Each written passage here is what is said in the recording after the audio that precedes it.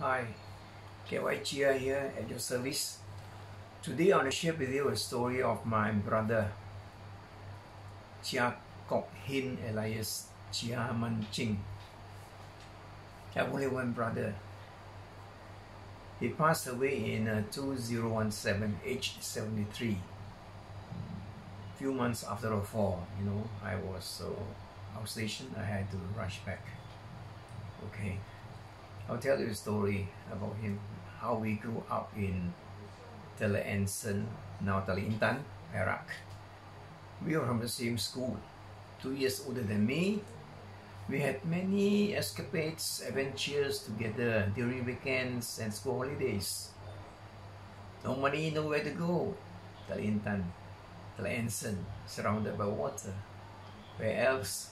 We just dive in and swim, row our sampans, borrow sampans, reading orchards, catching fish, catching spiders, trapping birds, reading orchards.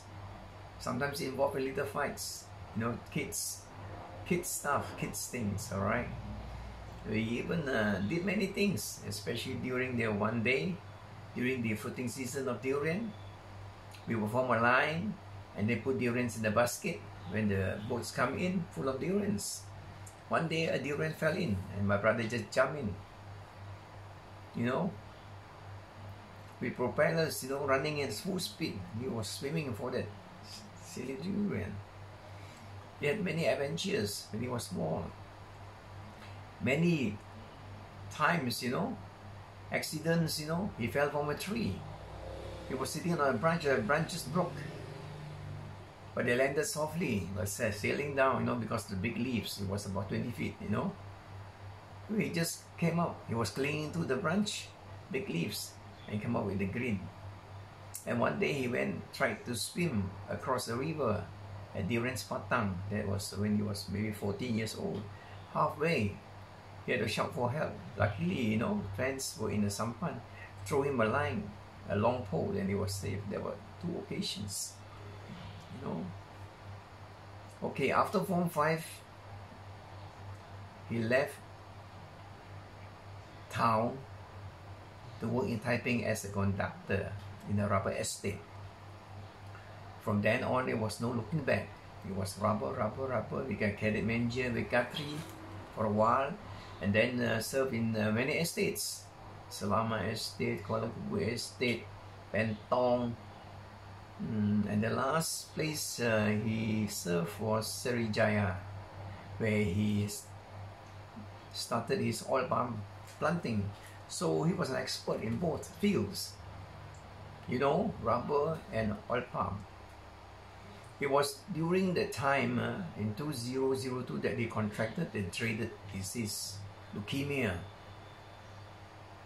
So when he was, the doctor told him that he had only 3 months to live if he did not go for the marrow transplant. Of course, first the marrow had to be found, and then probably so he decided against it. He said he was a fighter. He thought perhaps he could fight this disease, the kind of fighter he was. Same time, a pastor friend came over and told him that God will lift him up. And he told the pastor straight in his face, if your God can cure me, lift me up, then I'll be a Christian, alright? So the pastor was stunned. He didn't know what to say. He said, okay, it's the deal. Months passed. He didn't die. The doctor then told him after the re-examination, said, hey, your disease is in remission. Congratulations. And so there's that. He did not die. So after a year or two, after Bible lessons, then he became a Christian and assumed the name of Fabian, which he adopted when he was young. Fabian Chia, alright. And then each time, during the church service or any occasion, he would be called up to give his testimony. And he would, he went around, giving his testimony for more than an hour or so, about his how God intervened, and